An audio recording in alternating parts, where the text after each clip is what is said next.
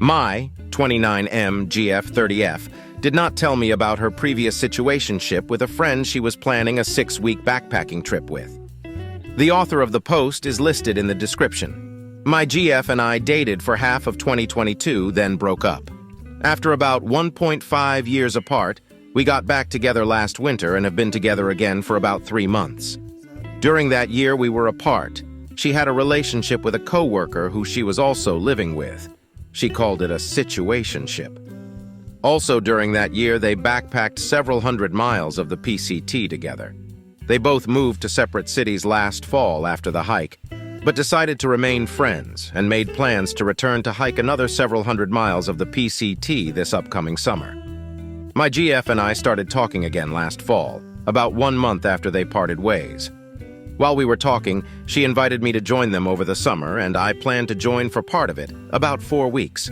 She never mentioned that they had any romantic relationship while telling me about her time living with him, plus his family or her time backpacking with him. I thought they were just friends. Pretty soon after officially getting back together a few months ago, we were discussing boundaries, and I told her explicitly that I expected her to tell me if she had any romantic history with any friends who are currently still in her life, especially if me and her were going to spend time with said person. She acknowledged how I felt, and I appreciated it, but didn't mention anything about them. A month later, we were discussing how the summer hiking trip would go with the 3 of us. They would be hiking without me for the first few weeks. We were discussing the tent situation, and she mentioned wanting to sleep in a separate tent than him during the part of the trip that it was the 2 of them. I was confused and asked why, since it made more sense for them to share a tent, splitting the weight of a 2-person tent, and then me and her could have our own tent when I joined them. She seemed kinda meh on the idea of them sharing, but didn't tell me why. In retrospect, it seems likely she herself wasn't comfortable with the idea of sharing a tent with a former partner without telling me their history. She recently told me about their history, and I am very hurt. Of course, everyone has a right to their own past, and I don't want or need to know every detail of every guy she's ever been with, but I feel very betrayed that she would hide her history with someone that she was going to spend so much alone time with, and invited me to spend time with them without telling me. To me, it feels very relevant to know this information when it comes to former partners who are currently in both of our lives in a big way, spending 100% of every day together for 6 weeks. I directly told her I felt this way, but she ignored me and omitted the information. I'm really hurt by what is happening and feel like it will be hard to trust her moving forward. From her perspective, I can understand that if she was afraid I would break up with her after hearing this, she wouldn't want to tell me. But I don't know why she would be worried about that. I don't think there's anything wrong with being friends with your exes. She is good friends with another ex of hers. She would put him at 1 or 2 in terms of closest friends. Told me, and I'm totally fine with it. I'm unsure about how to think about our future and would love to hear some outside opinions. Relevant comments before update. Commenter. She's going hiking with a former boyfriend with whom she lived with and broke up because they moved cities. A lot of red flags in the post-OP. How is she acting after you told her how you felt? I can understand being friends with an ex, but this seems very extreme. Answer. I don't know the details of their relationship as I just found out today. I just tried listing the facts, not sure exactly why they stopped seeing each other. I haven't talked to her about it besides hearing her tell me and apologize for keeping it a secret. She also said she knows it was very disrespectful and wants to do anything to keep us together. After she told me, I just said I needed space to think and haven't contacted her since. Commenter. Definitely getting more context is needed. I personally think one trips like this with a recent ex is a boundary I wouldn't be comfortable with, especially without knowing the details of their relationship. They were obviously at a stage that they were living together. Being friends with exes are totally okay, but this just seems strange. Like, have you met her ex ever? Is she FaceTiming and calling this person a lot? This seems like a trip that you would have with a very good friend, not an ex-boyfriend from under a year ago. Are they that good of friends? Are you comfortable with that? Personally, I'd proceed with a lot of caution. I'd probably have a hard time trusting a trip like this, and I'm not even sure how you could set boundaries for this. Answer, they were a situationship, as I wrote in the OP. She moved to a small town to work and couldn't find a place to live. He was a co-worker who lived with his family in this small town, and she ended up living with him and his family, and somehow something romantic came out of that. That's what I know, and I'm not interested in asking her for more details. I've never met the guy. She texts with him occasionally and recently complained to me that he hasn't been responding to her texts that much since he moved to his new city and got new friends. This before I knew they were a thing. She was also upset when he expressed uncertainty in joining for the summer hiking trip, which surely happened after he learned that I was the new BF and that I would be going. Update. I talked to her last night about the situation. She was very apologetic and admitted she made a huge mistake and betrayed my trust, vowing to never do that again. She said the reason she eventually told me was because she couldn't hold the guilt in anymore from not telling. Interestingly, when I used the word lied, she argued with it at first, claiming she didn't lie, but then quickly changed her mind when I pushed her on it. I asked why she felt like she needed to not tell me about her history with him. She said it was because she knew I was going to get mad. She didn't bring up anything specific that I did to give a reason to think this, just a general feeling. She pointed out that she felt confused about whether I wanted to know about their history or not, because earlier in the same conversation that I told her I wanted to know which of her friends were exes, months ago. I also cut her off when we're talking about our year apart, and she started a sentence with, "I had a lot of situationships." I got uncomfortable and interrupted her, saying that I didn't need to know that. I regret how I acted in that moment. I didn't yell or get mad, but I was uncomfortable and shut down the conversation about that topic. I should have let her finish her sentence at least, and it probably made her feel that I was overly sensitive about her past. She said because of this she thought I didn't want to know about the hiking friend from last year. To me, it just feels like there's no inconsistency not wanting to hear your partner say, "I slept with a lot of people in the year we were apart," and wanting to hear them say, "I slept with the guy who I'm friends with and we're about to hike with for 4 weeks." Also, if she actually thought I didn't want to know their history, why did she feel so guilty not telling me? I would also like to point out that our relationship in 2022 ended when I dumped her unexpectedly, and I treated her very coldly the night we broke up. I had a lot of pent-up feelings about how she was treating me that year. I can totally see how her fear of being dumped suddenly again had kept her from wanting to mention her relationship with this guy. It would make sense that she was afraid of me abandoning her again. At this point in the conversation, I was understanding of what she did. She apologized in a way that felt genuine, and I felt like we could work through it. Then I started digging a little deeper to see if I was still missing anything about the situation. I forgot to mention it in my last post, but a few weeks ago she told me that her ex basically bailed on the hike for this summer. It was very likely he wouldn't be able to go. She told me at the time it was because he couldn't afford it. Around the same time, she also complained to me that he wasn't texting her back, and she was annoyed because she felt like he didn't want to be friends with her anymore now that they didn't live in the same city. Thinking they were only ever friends, I thought that made sense. I would feel sad if my friends didn't talk to me much after moving. Yesterday, when I confronted her about all this, I asked again why he couldn't go on the hike, and she said again it was because he couldn't afford it. I asked her if she believed him, and she said yes. Then I asked her if he was okay with her inviting me on the trail.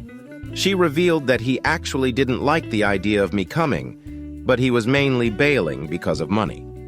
I asked to read their text message conversation about it, and she agreed. In their text conversation, her ex at first pointed out to her couldn't afford the trip, but then he also brought up that he didn't like the idea of hiking with me. He said he felt jealous even though he knows her and him were just a temporary thing last year, and he wished I weren't joining them on the trail because the PCT was their thing. There were a lot of words, but he was using phrases like, "I feel a pit in my stomach," and things along those lines. He also said he felt like a placeholder since their temporary relationship was sandwiched between me and her first dating in 2022 and then getting back together. She told him that she was upset that he couldn't disentangle their past relationship from their current friendship. She agreed with him that hiking the PCT was indeed their thing, and said that she wished I wouldn't come because she felt like I wasn't a great partner for the trail. I am faster than them, and she said she thought I might get impatient. Or at least that she could hike alone with him for the first half, and then alone with me for the second half so that we wouldn't have to meet. The situation was finally made clear from reading their messages. She wanted to keep this guy in her life, even though he wasn't over her. He confessed all this to her a month ago, and she kept it a secret from me. She lied to me about the nature of their relationship because she knew I wouldn't be okay with them being friends, given that there was still something there.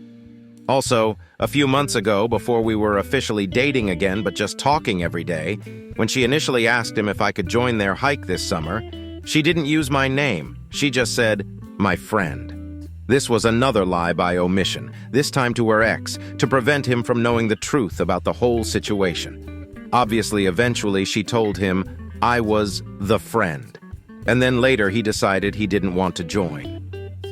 During the whole conversation that night, the point I was making was that her omitting their history in order to protect herself hurt my feelings and made me not trust her. And during the conversation last night, she tried again to omit information to protect herself, when she claimed that he only bailed because he didn't have enough money. I wouldn't have even known that he still had romantic feelings about her if I hadn't asked to read her texts, because she omitted that again. I dumped her after that. I respect myself too much to stay in a relationship with someone who is comfortable repeatedly lying to my face in order to get her way, especially about such an important topic so early on in the relationship.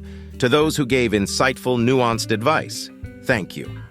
I learned a lot from this entire situation and know how to handle these topics better in future relationships. To the one person who suggested that I ask to read their texts, I can't thank you enough for helping me dodge this bullet. Relevant comments. Commenter: how did she react when you broke up with her for the second time? You did the right thing, man. She was never going to tell you the full truth, and figuring it all out was all the proof you needed that you'll never be able to trust her ass. Answer: she tried to convince me not to for a while, saying she would change and we could work through this and stuff. She also lamented how we were perfect on paper because of similar hobbies, and didn't know what to do now with this large painting she had just made me for Valentine's Day. No huge emotional display because she probably predicted this was going to happen ever since I found out on Monday. She then went on to kind of pivot the conversation into how really this situation was both of our faults, since I didn't cultivate an environment where she could feel comfortable telling me stuff, based on how swiftly I ended things between us last time. I just don't care anymore and want this person out of my life forever so I can move on. Okay, next story. I looked at her messages today and I regret it. Context: after she cheated on me 6 years ago, been together for 16, married 10, I caught her having another affair before Christmas and we're starting mediation after I filed for divorce in December. We sleep in separate bedrooms, but she shamelessly is traveling to see the also still married with kids AP every week, who she works with, while I'm home watching our almost 5-year-old daughter solo. I'm not traveling after losing my tech company job last year. Suffice to say, my depression is really running its course these days, but managed via therapy, psychiatrist, medication, and exercise and final stage interviews for new roles. She forgot her Apple Watch at home. I saw it on the counter and my anxiety got the best of me. I correctly guessed her code and saw many messages. I saw the messages between her and AP, all as brutal as you can imagine, and messages between our mutual friends, and the lies she's telling them about me and shameless info about her affair, as well as their lack of concern for me via her behavior. Also saw her potential plans to try relocating halfway across the country and how she's going to ask me to accommodate our planned 50-50 custody in some way.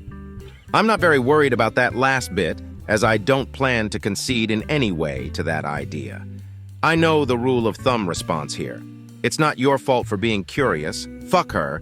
She's not someone who cared about you, and hard press on moving the divorce forward and being a stable dad. But fuck me. I was making progress on working through these garbage emotions the past few weeks, and now I'm soaking in another pile of sadness, disrespect, and stress about how she just can't stop fucking up our life. Specifically, our daughter's life that will grow up learning about her insane mom's behavior and the shitty people she's surrounding herself with. She's still so sweet and innocent, and this shit is going to hurt her heart, and there's nothing I can do to stop it. Yes, it's best for her mom and I to split, but the example being set for future relationships based on how her mom treats people is awful. We'll probably delete this shortly, but again, I hate that I'm impulsively a snooping, untrusting person that can't feel safe in relationships. I would have been better off not sneaking around. It didn't help in any way. I'm dragging myself down to a level of dishonesty at her level. I can't wait for this fucking split to be over and hopefully able to salvage my name and reputation, if I even feel the need to do so, honestly fuck anyone who buys into her bullshit, and get some good sleep again, in Drant. How do you like these stories? Write your opinion in the comments. Let's get 1,000 subscribers on this channel. Love you.